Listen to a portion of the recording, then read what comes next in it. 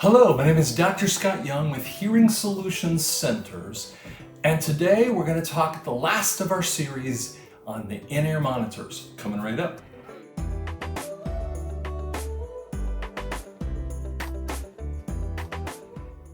So InEar monitors, we talked about impressions and customized and all of that fun stuff, but now we have to talk about drivers. So let's talk a little bit about what these little puppies are, what these electronic things are doing.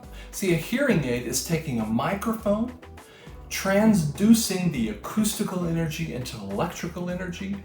It goes into the amplifier, and it's amplified in very specific ways. There's all kinds of things that hearing aids are trying to do, and then it sends it out to a receiver, and that receiver is sending that electrical energy and transducing it into acoustical energy effective for the ear. Now the ear actually has many more transducers than that. It's really kind of cool stuff.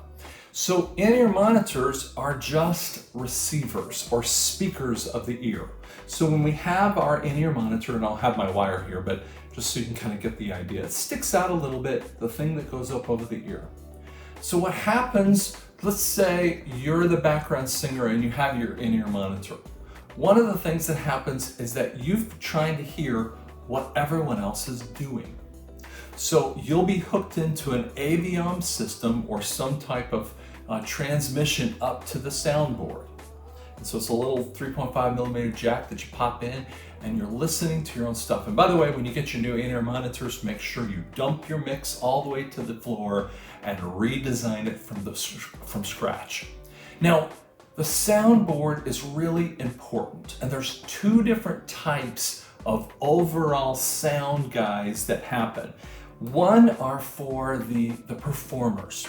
Now, with performing groups, the music is pretty much the same. I mean, they've already practiced it many, many times. But each time they go into that different environment, they could be outdoor, indoor. I mean, they could be LA Coliseum, they could be Mile High Stadium, they could be, Red Rocks, kind of crazy areas that have unique acoustical environments. That's very challenging for the sound people. Or you could have a worship set kind of thing where you're in a static environment that's always the same. There's 300 or 400 chairs, whatever that is. And but the musicians are all dynamic in that way too. So you have the lead singer, and she could be a louder lead singer or softer lead singer. She pops more in the microphone. You got your background singers that fight back and forth, maybe too loud, too soft. You have the drummer that likes to kill his drums, the bass, the keys, different ways that they play their instruments. And so it's always a challenge. And this is my big thing, singers.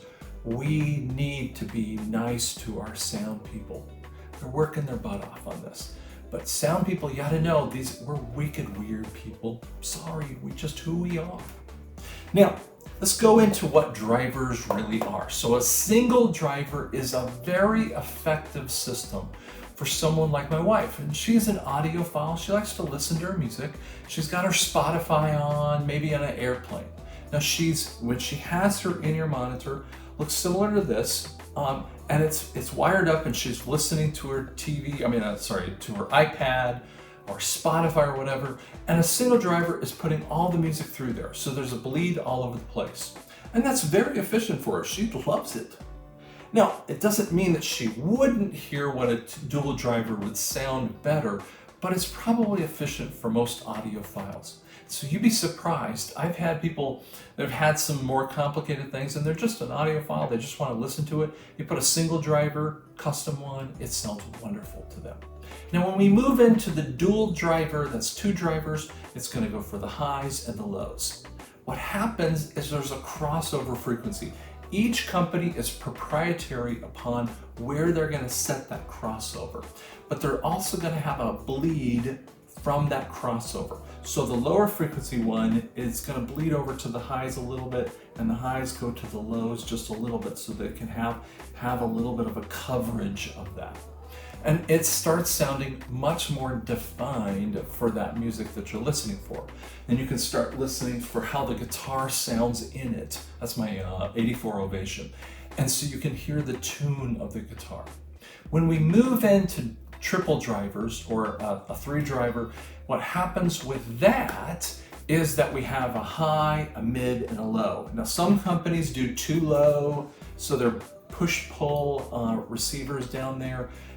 In audiology, we like to call that a B, Class B receiver, and then a tweeter for the highs. So it depends on the company. What happens though, what's fascinating, when they do a high, mid, and low, and Westone, for instance, does high, mid, low, there's less bleed. They don't need to bleed over to the other frequencies because that guy does it.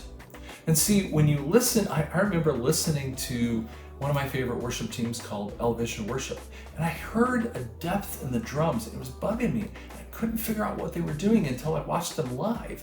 And I hadn't really seen them live, and they had 2 drum sets. One was a digital drum set, and one was an acoustic drum. And it gave a depth in that was fascinating. And it's hard, each band has a different way of thinking about it. Then we move into the 5 drivers, and in the 5-driver setup, those will have, you can have one big one for the lows, 2 mids, 2 highs, or you can have 2 lows, a mid, and 2 highs. It just depends. But what happens is the bleed starts backing off, and they're very focused. These are very difficult devices to do because it's custom made exactly for your ear, and then they have to tune that thing electrically and separate those effectively out, or they're going to short each other. So it's a really hard job. It's not just as simple as dropping them, just making them in the static environment, just shoving them in there. You have to really set it very customly, and that's why they're expensive. Now, what is the best for whom? So drummers and bassists are focusing on the rhythm. So many tracks, when you listen to a song, the drummer likes to play it first. So he's laying the rhythm so that the bass knows where to click it in. If we're kind of doing a more jazzy, a funk, there might be a little offbeat kind of point. So he's listening to where the drum is and offbeating from that. Maybe it's more a little white in that way, and maybe more heavy metal-ish kind of sound where there's less funk point and the offbeat that happens. And so guess what those guys need? And this isn't a hard and fast rule, but there's just an overall rule. Probably a dual, maybe a triple driver is more than enough. They really want to hear the bass, but they're going to be okay with a dual or a triple driver. Now, when we move into the keyboard and the rhythm guitarist, the keyboard, and we're just going to focus on the keys for a second, the keyboard is laying all of the low frequencies and the high frequencies on his right or left hand. And so whether he's playing it in one pattern or another, that's the chords that sets up the bass.